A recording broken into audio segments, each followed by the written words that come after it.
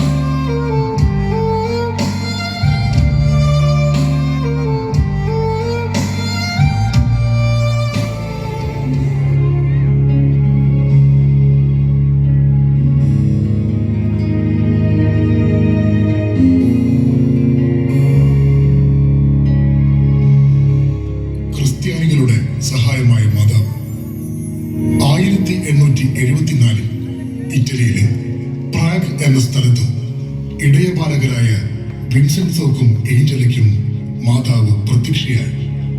തവിട്ട് നിറത്തിലുള്ള വസ്ത്രം ധരിച്ച ശിരോവസ്ത്രവും അണിഞ്ഞിരുന്ന പരിശുദ്ധ അമ്മ ഒരു മേഘത്തിന് മുകളിൽ പ്രത്യക്ഷയായിക്കൊണ്ട് തനിക്ക് അവിടെ ഒരു ദേവാലയം നിർമ്മിക്കണമെന്ന് ഏഞ്ചലയോട് ആവശ്യപ്പെട്ടു.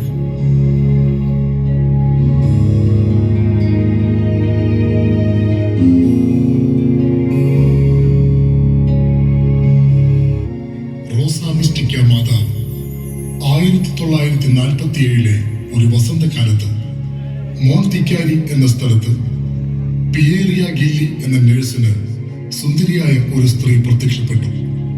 വളരെ വിഷമത്തിൽ കാണപ്പെട്ട ആ സ്ത്രീയുടെ നെഞ്ചുഭാഗത്ത് 3 വാളുകൾ തുളച്ചു കയറിയിരുന്നു. ഇതേ വർഷം ജൂലൈ 13 പിയേറിയയ്ക്ക് ഈ സ്ത്രീ വീണ്ടും പ്രത്യക്ഷപ്പെട്ടു. 1964 നവംബർ 21 നടന്ന കൗൺസിലിൽ മാതാവിന്റെ പ്രത്യക്ഷീകരണങ്ങൾ പോൾ 6 മാർപ്പാപ്പ സ്ഥിരീകരിച്ചു.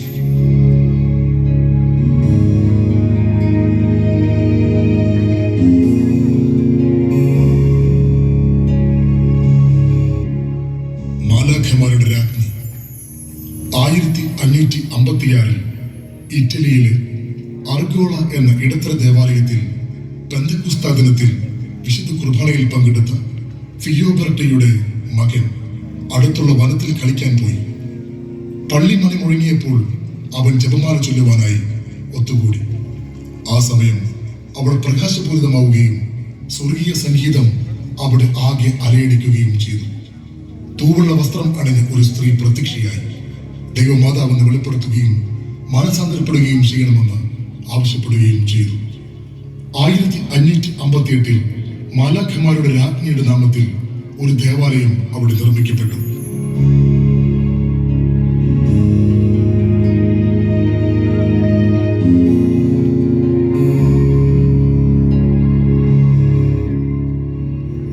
മേഘകന്യക ക്വിറ്റിയിലെ ബിഷപ്പായ സാൻപോഡി ആൻഡ്രോഡ് ഫിക്കിയറോ ഗുരുതരമായ രോഗബാധിതനായിരുന്നപ്പോൾ അദ്ദേഹത്തിന്റെ സുഖപ്രാപ്തിക്ക് വേണ്ടി പരിശുദ്ധ മാതാവിനെ വഹിച്ചുകൊണ്ടുള്ള പ്രദക്ഷിണം നടത്തി. 1696 ഡിസംബർ 30 പ്രദക്ഷിണം പള്ളിയിലെത്തിയപ്പോൾ പിതാവിനും പുത്രനും ചൊല്ലുന്നതിന്റെ അടയാളമായി പള്ളിമണികൾ അടിച്ചു. അതേ രൂപതയിലെ റെക്കോർഡുകൾ അനുസരിച്ച് ആദ്യം ദേവാലയത്തിലെ പുരോഹിതനായ സോൺ ജോസേഡി ഉൽപ്പോയും കൂടെയുണ്ടായിരുന്ന എല്ലാവരും ഗഗോളയുടെയും ക്യൂൻജിയുടെയും ബലിപീഠത്തിന്റെ ഇടയിലായി മേഘപ്പാളികളിൽ തലയിൽ കിരീടവും വലതുകൈയിൽ ലില്ലിപ്പൂവും ഇടതുകൈയിൽ ഉണ്ണിയും വഹിച്ചുകൊണ്ട് മാതാവ് പ്രത്യക്ഷപ്പെടുന്നത് കണ്ടു. പിന്നീട് ബിഷപ്പിന്റെ അസുഖം ഭേദമാകുകയും പൂർണ്ണമായി സുഖം പ്രാപിക്കുകയും ചെയ്തപ്പോൾ മേഘപാളിയിലെ മാതാവിനോടുള്ള ഭക്തി അധികാരപ്പെടുത്തുകയും ക്വിറ്റ കത്തീഡ്രലിൽ ഒരു ബലിപീഠം മാതാവിന് വേണ്ടി സ്ഥാപിക്കുകയും ചെയ്തു.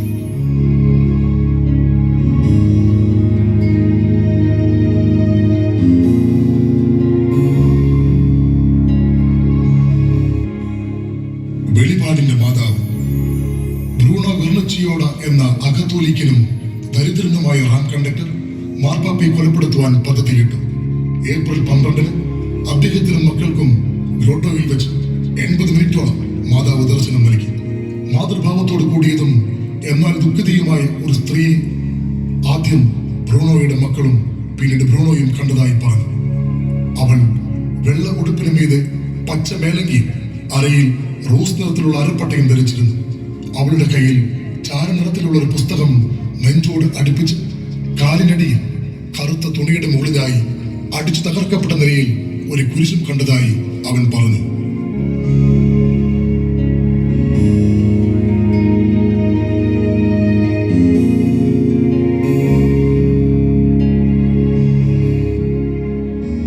അത്ഭുത കന്യക കത്തോലിക്ക ജൂത വിരോധിയായ അൽഫോൺസ് റാസ്പോണെ എന്ന വ്യക്തി റോമിലേക്കുള്ള തന്റെ യാത്രയിൽ ഒരു മാടമ്പിയെ അനുകൂലിച്ച് ഒരു ചെറിയ വെല്ലുവിളിക്കായി മാതാവിന്റെ അത്ഭുത മെഡൽ ധരിക്കുവാൻ തുടങ്ങി.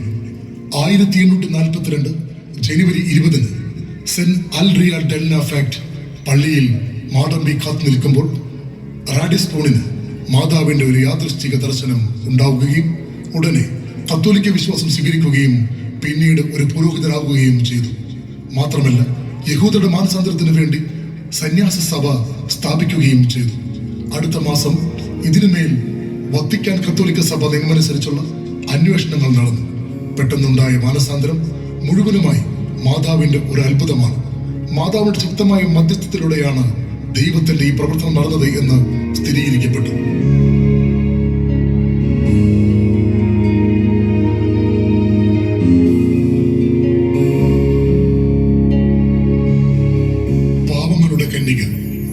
ബീക്കോ കുടുംബത്തിന്റെ വീടിന്റെ പുറകുവശത്തുള്ള തോട്ടത്തിൽ മെരിറ്റിയിൽ ബീക്കോ എന്ന 11 വയസ്സുകാരിക്ക് പരിശുദ്ധ കന്യകാമറിയം 8 പ്രാവശ്യം പ്രത്യക്ഷപ്പെട്ടു. പാവങ്ങളുടെ അമ്മയാണ് എന്ന് പറഞ്ഞുകൊണ്ട് പാവങ്ങൾക്കും രോഗികൾക്കും വേദന അനുഭവിക്കുന്നവർക്കും വേണ്ടി പ്രാർത്ഥിക്കുവാൻ ആവശ്യപ്പെട്ടു. ഞാൻ രക്ഷകന്റെ അമ്മയാണ്, ദൈവത്തിന്റെ അമ്മയാണ്, ധാരാളം പ്രാർത്ഥിക്കുക എന്നാണ് അവസാനത്തെ പ്രത്യക്ഷപ്പെടലിൽ ആഹ്വാനം ചെയ്തത്. അതിനുശേഷം അവളുടെ കൈകൾ മെരിറ്റിയുടെ തലയിൽ വെച്ച് കുരിശ് വരച്ച് അനുഗ്രഹിച്ചു. ദൈവരാജ്യത്തിൽ കണ്ടുമുട്ടുന്നത് വരെ കാണാം എന്ന് പറഞ്ഞ് മാതാവ് അപ്രത്യക്ഷയായി. 14 വർഷത്തെ സൂക്ഷ്മ പരിശോധനയ്ക്ക് ശേഷം 1949 സഭ ആധികാരികമായി ഈ പ്രത്യക്ഷപ്പെടൽ അംഗീകരിച്ചു. 1985 വിശുദ്ധ ജോൺ പോൾ II മാർപ്പാപ്പ ദേവാലയത്തിൽ വെച്ച് മെരീറ്റിയെ കൂടിക്കാഴ്ച നടത്തി.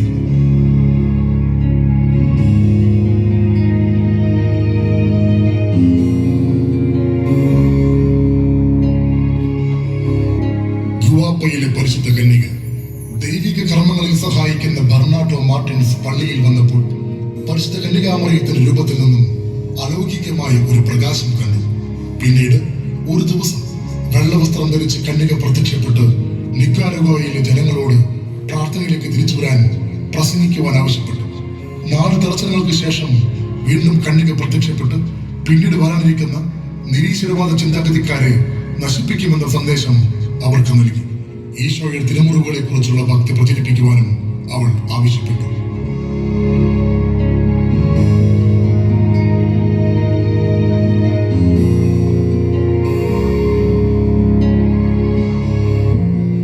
വ്യാകുല മാതാവ് 1906 ഏപ്രിൽ 20 രാത്രി വിശുദ്ധ ഗബ്രിയേലിന്റെ ജെസ്യൂട്ട് കോളേജിലെ ഒരു മുറിയിൽ തൂക്കിയിട്ടിരുന്ന മാതാവിന്റെ 7 തിരുമുറിവുകളുടെ എണ്ണപ്പായ ചിത്രത്തിലെ കണ്ണുകൾ അടയ്ക്കുന്നതും തുറക്കുന്നതും 2 സന്യാസികളും 35 ബോർഡിംഗ് കുട്ടികളും കണ്ടു.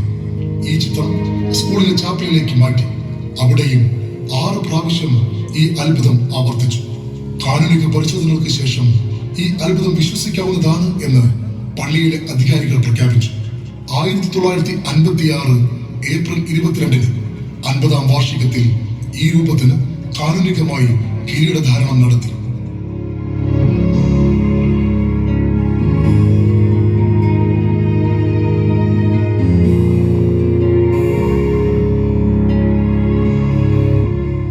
ഷെയ്ൻസ്റ്റാറ്റ് മാതാവ് 1914 ജർമ്മനിയിൽ ജോസഫ് കെനിനിച്ചിക് സ്ഥാപിച്ച അപ്പസ്തോലിക പ്രസ്ഥാനത്തിന്റെ ഭാഗമാണ് ഷെയ്ൻസ്റ്റാറ്റ് ദേവാലയം.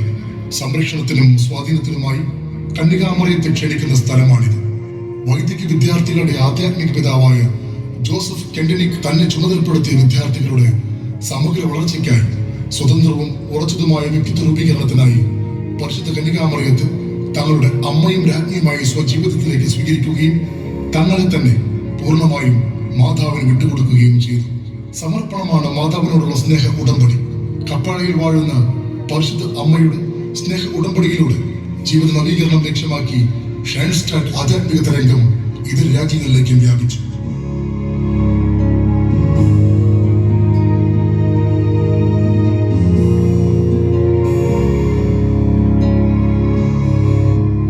ജപമാല രാജ്ഞി ഫാത്തിമ മാതാവ് 1917 മെയ് 13 ഞായറാഴ്ച പോർച്ചുഗലിലെ ഫാത്തിമയിലെ കോമാന ഏറിയ എന്ന പ്രദേശത്ത് 3 കുട്ടികൾക്കുണ്ടായ മറിയത്തിന്റെ പ്രത്യക്ഷപ്പെടൽ അടിസ്ഥാനമാക്കിയാണ് ഈ നാമനിർദ്ദേശം നടന്നത്. ലൂസിയ, ഫ്രാൻസിസ്ക, ജസീന്ത എന്നിവരായിരുന്നു ആ 3 കുട്ടികൾ. സൂര്യനേക്കാൾ തേജസ്സേറിയവളായിരുന്നു ആ സ്ത്രീ.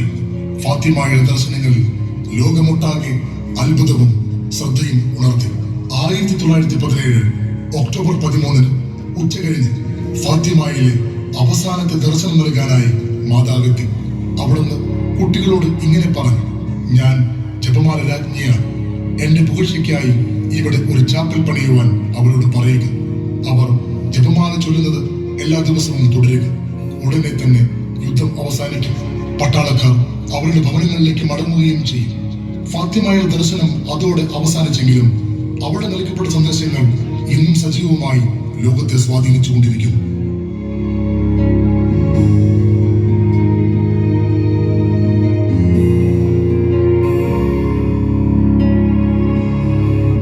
ലൂർദ് മാതാവ്.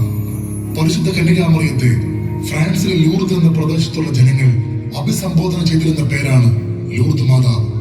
ക്രൈസ്തവ സഭയുടെ പ്രശസ്തമായ ഒരു മറിയം തീർത്ഥാടന കേന്ദ്രമാണ് ഫ്രാൻസിലെ ലൂർദ്. നഗരത്തിൽ നിന്നും 11 മൈൽ അകലെ വിറക് ശേഖരിക്കാൻ പോയ ബർണദിതാക്കും അവളുടെ സഹോദരിക്കും സുഹൃത്തിനുമാണ് 1858 ഫെബ്രുവരി 11 ആദ്യമായി ദർശനമുണ്ടായത്. തുടർന്ന് 11 പ്രാവശ്യം ദർശനമുണ്ടായതായി രേഖപ്പെടുത്തിയിട്ടുണ്ട്.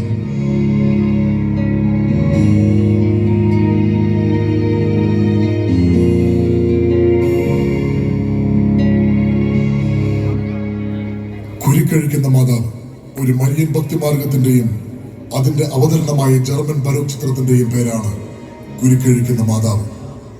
യോഹാൻ മെൽക്യോർ സ്പിറ്റ്നർ 1700-നടുത്ത് വരച്ച ചിത്രം. ജർമ്മനിയിൽ ബവേറിയയിലെ ഓക്സ്ബർഗിൽ വിശുദ്ധ പീറ്റർ ആംപെർലായുടെ പേരിലുള്ള കത്തോലിക്ക തീർത്ഥസ്ഥാനത്താണ് ഇത് നിലകൊള്ളുന്നത്. ഫ്രാൻസിസ് പാപ്പ ജർമ്മനിയിൽ ദൈവശാസ്ത്ര വിദ്യാർത്ഥിയായിരിക്കെ ഈ ചിത്രം കാണുകയും പിന്നീട് മെത്രാനായപ്പോൾ ലത്തീൻ അമേരിക്കയിൽ കുരുക്കഴിക്കുന്ന മാതാവിനോടുള്ള ഭക്തി പ്രചരിപ്പിക്കുകയും ചെയ്തു.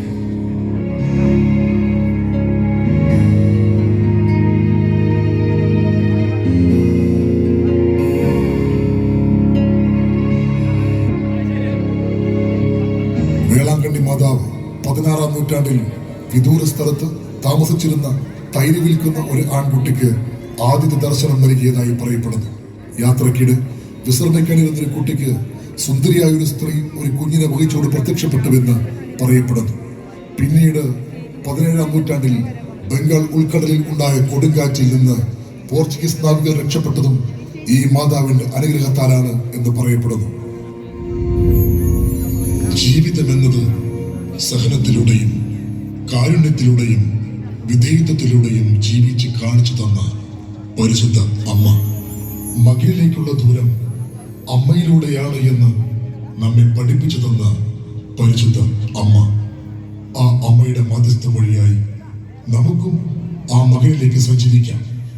മറിയം വഴി ക്രിസ്തുവിലേക്ക് എന്ന ആപ്തവാക്യം ഉറക്കെ പ്രഖ്യാപിച്ചുകൊണ്ട്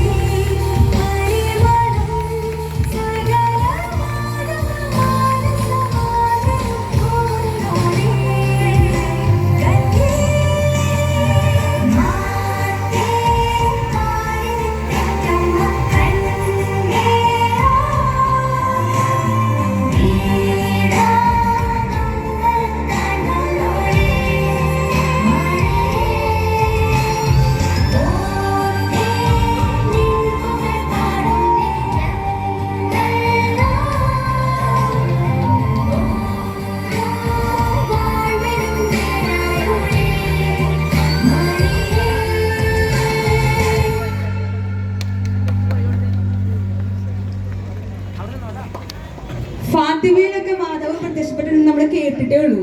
ഇതാ ഇരിഞ്ഞാലക്കുട കത്തീഡ്രൽ പള്ളിയിൽ മാതാവ് പ്രത്യക്ഷപ്പെട്ടൊരു അനുഭൂതിയാണ് ഇത് കണ്ടപ്പോ എനിക്ക് ശരിക്കും ഉണ്ടായത്, അല്ലേ? അപ്പൊ എന്താ വെയിറ്റ് ചെയ്തിരിക്കണേ? നല്ലൊരു കൈയ്യടി കൊടുക്കണം പിള്ളേർക്ക്. അപ്പോൾ ഇത്ര മനോഹരമായിട്ട് ഇത് ഇവിടെ ഒരുക്കിയത് നമ്മുടെ ഇടവകയിലെ CLC അംഗങ്ങളാണ്. അപ്പൊ നമ്മുടെ ഇടവകയിലെ പ്രൊഫഷണൽ CLC അംഗങ്ങൾ, നമ്മുടെ സീനിയർ CLC അംഗങ്ങൾ, പിന്നെ നമ്മുടെ ജൂനിയർ CLC അംഗങ്ങൾ, ഇവർക്ക് എല്ലാവർക്കും നമുക്ക് നല്ലൊരു കൈയ്യടി കൊടുക്കാം. പിന്നെ ഒപ്പം ഇത്ര മനോഹരമായിട്ട് ഇവിടെ മാതാവായിട്ട് ഒരുങ്ങി നിൽക്കുന്ന നമ്മുടെ തിരുവാലസത്യത്തിലെ കുട്ടികൾക്കും നമുക്ക് നല്ലൊരു കൈയ്യടിയോട് കൂടിയിട്ട് എല്ലാവരും ഒന്ന് ഉഷാറായിട്ട് കൈയ്യടിക്കൂ. നമ്മുടെ പ്രോഗ്രാംസ് ഇവിടെ കഴിഞ്ഞിട്ടില്ല കേട്ടോ. നമ്മുടെ ഇരിഞ്ഞാലക്കുട ഇടവകയുടെ ഊർജം എന്തെന്ന് വെച്ചാൽ എന്തിനും ഏതിനും കട്ടയ്ക്ക് നമ്മുടെ കൂടെ നിൽക്കണം നമ്മുടെ പിള്ളേരാണ്. എവിടെ പിള്ളേരൊന്നും കൂടെ ഇല്ലേ ഗൈസ്? ഒച്ച ഉണ്ടാക്കും പിള്ളേര്. അപ്പൊ നമ്മുടെ ഈ ഒരു വർഷം നമ്മൾ യുവജന വർഷമായിട്ട് ആഘോഷിക്കുകയാണ്. അപ്പൊ അതിന്റെ പേര് അനാവരണം ചെയ്യുന്ന ഒരു ചടങ്ങ് നമുക്കുണ്ട്.